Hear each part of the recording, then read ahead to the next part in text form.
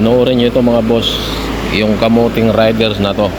Talagang kamuntik-muntikan lang ako dito, halos gabuhok na lang.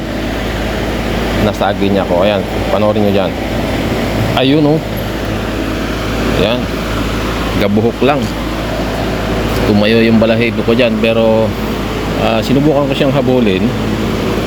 Dahil ang plano ko dyan is mamukhaan lang.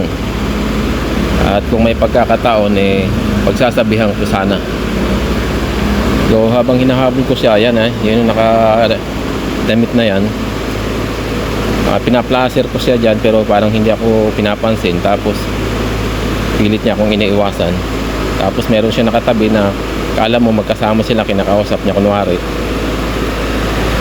Hindi naman pala niya kasama yan. So panoorin niyo to kung ano yung sasabihin niya sa akin nung nadikitan ko siya. Dahil dahan-dahan lang boss, baka makasagi ka.